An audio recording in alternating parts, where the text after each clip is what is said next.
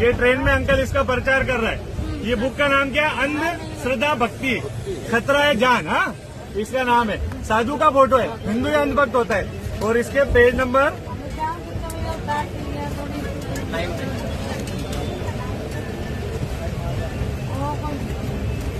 ये लिखा है, मूर्ति के अंतर्गत अंध श्रद्धालुओं को कई प्रावधान बताए गए हैं। श्री विष्णु जी, श्री शिव जी, श्री देवी दुर्गा माता जी, श्री गणेश जी, श्री लक्ष्मी जी, पार्वती तथा अन्य लोक प्रसिद्ध देवताओं की मूर्तियों को पूजा यानी उनको प्रतिदिन स्नान करवाना या नए वस्त्र पहनाना, तिलक लगाना, उन पर फूल चढ़ाना, अच्छा भोजन बनाकर उनके मुख को भोजन लगाकर भोजन खाने की प्रार्थना करना, दूध पिलाना, अगरबत्ती व ज्योति लगाकर उनकी आरती उतारना, उनके विचारों में सुख शांति समृद्धि की प्रार्थना करना, धन प्राप्ति के लिए पूजा अर्चना करना आदि। शिव जी के लिंग यानी प्राइवेट पार्ट यानी गुप्त अंग की पूजा करना। यहाँ पे लिखा है, मतलब शिवलिंग जो है वो शिव जी का गुप्त अंग है, ऐसा इन लोग बोलते हैं और अपन उस पर दूध चढ़ाते हैं। ऐसा करना चाहिए क्या? क्या कहना महाराज जी तुम्हारा? ऐसा है क्या भाई?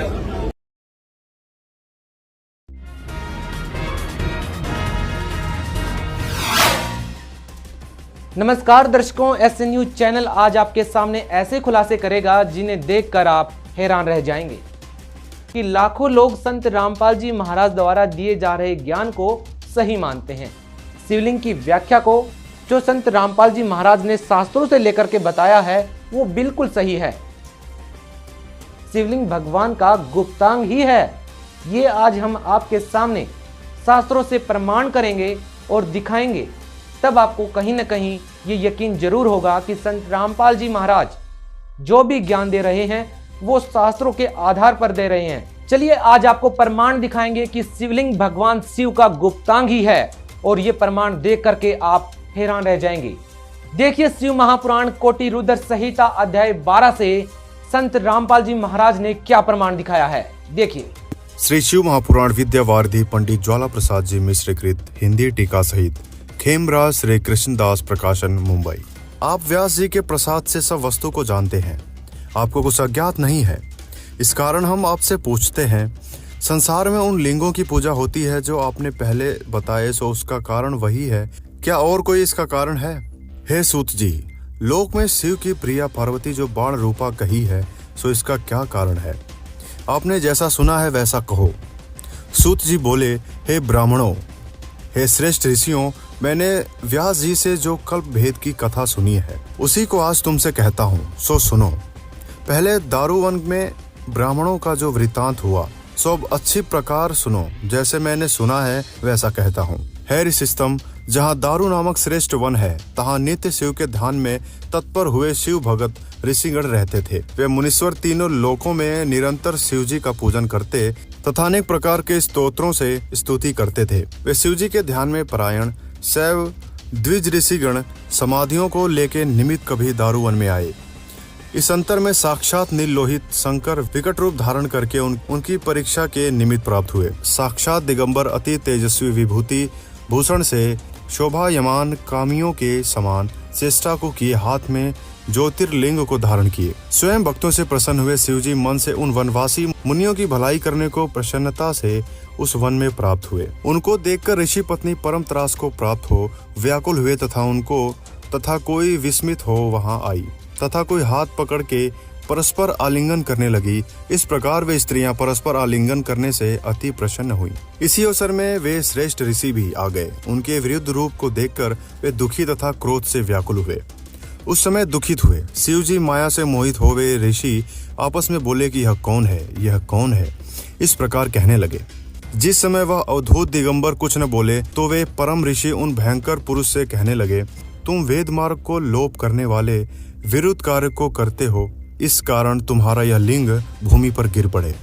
सूत जी बोले, ऐसा उन ऋषियों के कहने पर उन अद्भुत रूपधारी शिव का वह लिंग उसी क्षण गिर पड़ा और वह लिंग आगे स्थित हुआ अग्नि के समान जलने लगा और जहाँ जहाँ वह जाता तहाँ तहाँ जलता था। वह लिंग पाताल में स्वर्ग लोक में भी उसी प्रकार प्रज्वलित हो भ्रमण करने लगा, कहीं पर भी स्थिर न हुआ।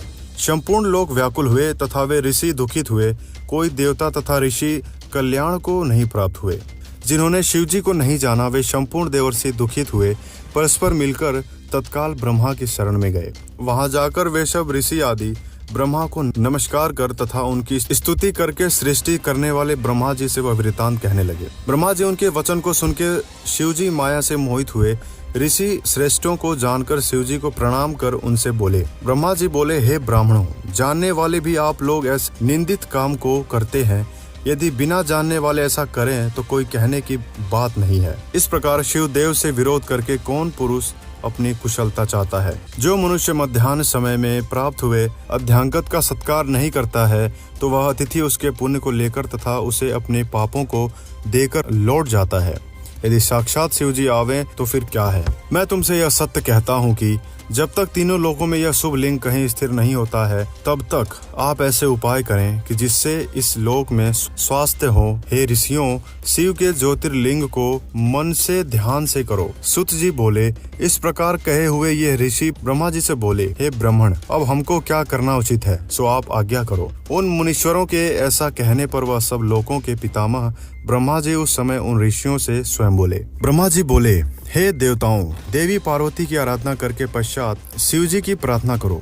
यदि पार्वती साक्षात योनि रूपा हो जाए तो ज्योतिर्लिंग स्थिरता को प्राप्त हो। हे ऋषिस्तम, मैं उस विधि को उस समय कहता हूँ, आप सब सुने और इसी विधि को करो, तब वह पार्वती जी प्रसन्न होंगी। एक गढ़ को स्थापन करके उत्तम 8 दल करके दुर्वा जौ के अंकुरों सहित उसमें तीर्थों के जल को भरो। तत्पश्चात वेद मंत्रों से उस कलश को सेचन कर शास्त्रोक्त विधि से शिव का स्मरण करने से उसकी पूजा करो। शतरुद्रीय मंत्रों से उस कलश के जल से उस लिंग को स्नान कराए। उक्त मंत्रों से मार्जन करके शांति को प्राप्त हो। फिर योनि रूप वाली गिरिजा तथा बाण को स्थापन कर वहां उसी लिंग का स्थापन और मार्जन करो और सुगंध तथा चंदनों से पुष्प, धूल, दीप, नैवेद्य आदि पूजा से परमेश्वर शिव को संतुष्ट करो। प्रणाम तथा पुण्य स्तुतियों से, बाजे गानों से धूम कर मंगलाचरण करो। तत्पश्चात जय का उच्चारण कर यह प्रार्थना करो कि हे देवेश, हे संसार को प्रसन्न करने वाले, आप प्रसन्न हो। आप संसार के कर्ता हैं तथा पालन करने वाले हैं। आप ही अविनाशी हैं, संहार करने वाले हैं। हे महेश्वर, आप संसार के आदि हैं तथा जगत के उत्पन्न करने वाले, संसार के अंतर्यामी हैं।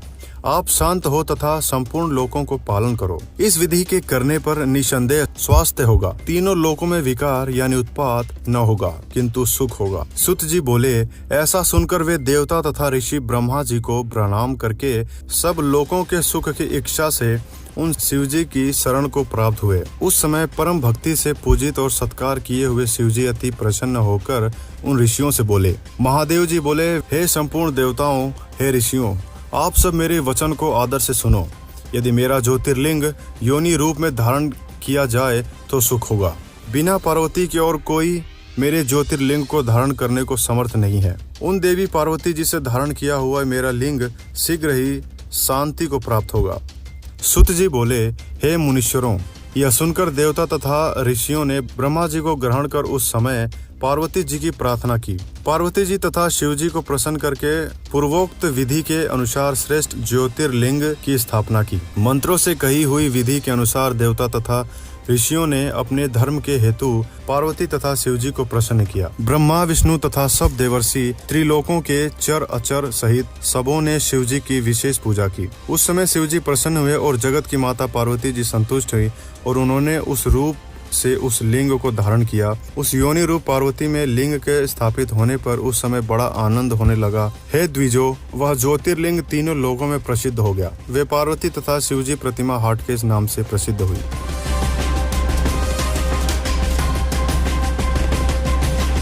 देखा आपने, हमारे शास्त्र तो साफ साफ बयान कर रहे हैं कि शिवलिंग भगवान का गुप्तांग है। अब आपकी अज्ञानता पर बड़ी हैरानी हो रही है, लेकिन आप कैसे समझेंगे इन बातों को? इन बातों को समझने के लिए एक तत्वदर्शी संत का होना बेहद जरूरी है। संत रामपाल जी महाराज इस पृथ्वी पर एकमात्र ऐसे संत हैं जो कि शास्त्रों के आधार पर भक्ति बता रहे हैं और एकमात्र तत्वदर्शी संत हैं।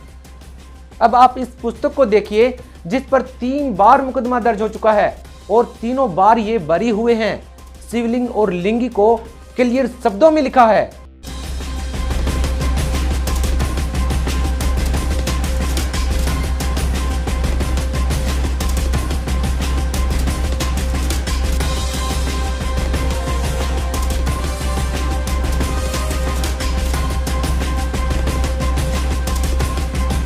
देखिए वामन शिवराम आपटे के संस्कृत हिंदी शब्दकोश में लिंग शब्द का क्या अर्थ लिखा है।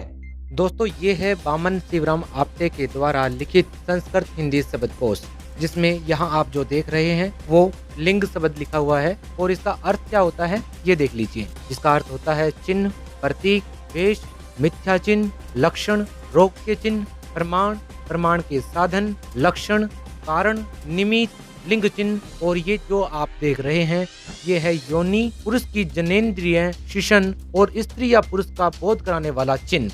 ये देखिए आप, ये है लिंग शब्द का अर्थ। और यहाँ पर ये साफ साफ लिखा है जिसका वास्तविक अर्थ पुरुष की जनेंद्रिय से है, यानी कि स्त्री या पुरुष का बोध कराने वाला चिन्ह, पुरुष की जनेंद्रिय, शिशन। तो दर्शकों देखा आपने, यहाँ पर साफ साफ लिखा हुआ है कि लिंग शब्द का अर्थ योनि होता है, पुरुष की जननेंद्रिय होता है और पुरुष और स्त्री का बोध करवाने वाला चिन्ह होता है। तो यहाँ पर संत रामपाल जी महाराज का जो ज्ञान है वो बिल्कुल यथार्थ है। और ये सच्चाई निकल करके सामने आती है कि जो शिवलिंग जो है वो भगवान शिव का गुप्तांग है।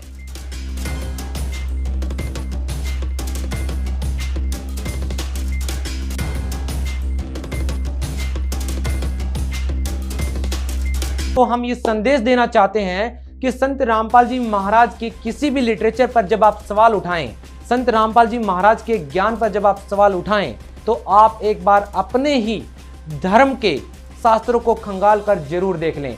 क्योंकि हम आपके सामने ये दावे के साथ कह सकते हैं कि संत रामपाल जी महाराज ने एक एक शब्द शास्त्रों के आधार पर लिखा है। जी हाँ, संत रामपाल जी महाराज ही सनातन हिंदू धर्म के असली रक्षक हैं और असली ज्ञाता हैं। संत रामपाल जी महाराज ही हर उस शास्त्रों का गहन अध्ययन करके हमें वो गूढ़ रहस्य बताते हैं जो आज तक किसी भी तथाकथित संत ने हमें नहीं बताए। चाहे वो बाइबल है, चाहे वो कुरान शरीफ है, चाहे हमारे पवित्र चारों वेद हैं, चाहे गीता जी हैं, हर एक शास्त्र को संत रामपाल जी महाराज ने गहनता के साथ अध्ययन किया है। और तब जाकर के हमारे सामने जो पुस्तकें आती हैं वो उन शास्त्रों का सार हैं, निचोड़ हैं, ताकि संक्षिप्त में आपको अपने धर्म की जो जानकारी है वो मिल सके, आपको यथार्थ वो मंत्र मिल सके जिन मंत्रों के करने से साधक को लाभ होते हैं। आप उन षड्यंत्रकारी लोगों से बचें क्योंकि वो नहीं चाहते कि भगत समाज सही भक्ति करे। कुछ लोग हैं जो संत रामपाल जी महाराज की छवि को बिगाड़ कर आपको ये संदेश देते हैं कि उनकी पुस्तकों को ही ना पढ़ें। आपको ये क्यों नहीं कहते कि उनकी पुस्तकों को पढ़ें और उसमें से निकालें उन बातों को जो संत रामपाल जी महाराज गलत बता रहे हैं। और ऐसे न्यूज चैनल आज ये दावा करता है कि हर एक उस सवाल का जवाब दिया जाएगा जो भी आप ऑब्जेक्शन संत रामपाल जी महाराज के ज्ञान पर करेंगे। क्योंकि संत रामपाल जी महाराज का ज्ञान 100% शास्त्रों के आधार पर है। यदि संत रामपाल जी महाराज के पुस्तकों पर पाबंदी लग रही है तो पाबंदी लगनी चाहिए हमारी भगवत गीता पर, जी हाँ, हमारे वेदों पर, हमारी कुरान शरीफ पर, हमारी बाइबल पर। क्योंकि इन सभी शास्त्रों का निचोड़ जो देते हैं वो संत रामपाल जी महाराज अपनी पुस्तकों में देते हैं। तो कुछ लोगों का ये षड्यंत्र है कि किसी भी तरह हम शास्त्रों के अनुसार भक्ति न करके उसी पाखंडवाद में उलझे रहें जिसको कि ब्राह्मणवाद कहा जाता था। जी हाँ, आपको पाखंडवाद का एक ऐसा शिकार बनाया जा रहा है जिससे आप कभी भी निकल ना पाएं। इस चुंगल से निकलिए और सतभक्ति कीजिए, संत रामपाल जी महाराज का ज्ञान सुनिए ताकि आपको सही दिशा मिल सके, ताकि आपकी दशा बदल सके। दर्शकों, हम आपके सामने ये क्लियर करना चाहते हैं कि संत रामपाल जी महाराज का ये उद्देश्य कतई नहीं है कि किसी भी धर्म पर, किसी भी धर्म गुरु पर, किसी भी व्यक्ति की तौहीन की जाए, किसी भी व्यक्ति के बारे में वो अपमानजनक शब्द बोलें। संत रामपाल जी महाराज का उद्देश्य सिर्फ एक ही है कि शास्त्रों के अनुसार भक्ति की जाए। जो हमारे वेद, गीता जी, पुराण जो भक्ति विधि बता रहे हैं, जो शास्त्रों में लिखा है वो भक्ति भगत समाज करे। तो हमारा तमाम उन लोगों से अनुरोध है कि संत रामपाल जी महाराज के ज्ञान पर टीका टिप्पणी करने से पहले, कोई भी ऑब्जेक्शन करने से पहले आप अपने शास्त्रों को जरूर खंगाल लें, क्योंकि हमारे शास्त्रों में वो गूढ़ रहस्य छिपे हैं जो संत रामपाल जी महाराज अपनी किताबों के जरिए, अपनी पुस्तकों के जरिए आम भगत समाज तक पहुंचा रहे हैं। ऐसे न्यूज की इस खास पेशकश में इतना ही। आगे भी हम उन सभी सवालों के जवाब देंगे जो कि संत रामपाल जी महाराज के ज्ञान पर उंगली उठाएंगे। हर उस सवाल का माकूल जवाब दिया जाएगा, उसका पूरी के पूरे अध्ययन किया जाएगा, पूरा शास्त्रों का निचोड़ आपके सामने रखा जाएगा और संत रामपाल जी महाराज का ज्ञान आपको ये बताने में कामयाब होगा कि जो ज्ञान आप तक पहुंचा है वो आधा अधूरा है और जो सही जो ज्ञान है शास्त्रों के आधार पर केवल और केवल संत रामपाल जी महाराज दे रहे हैं। और अब ऐसे न्यूज चैनल सवाल पूछना चाहता है जो बगैर सोचे समझे संत रामपाल जी महाराज पर सवाल उठाते हैं। हम आपसे जानना चाहते हैं, क्योंकि आपने ये ऑब्जेक्शन किया कि जो शिवलिंग है वो भगवान शिव का गुप्तांग नहीं है, इसलिए ऐसे न्यूज चैनल ये सवाल पूछना चाहता है कि पशुपतिनाथ मंदिर में किसकी पूजा होती है, किस भाग की पूजा होती है, और वहीं भारत के सुप्रसिद्ध मंदिर कामाख्या देवी मंदिर में माता के किस अंग की पूजा होती है। सोचिएगा, समझिएगा और जवाब दीजिएगा, क्योंकि जवाब तो देना पड़ेगा।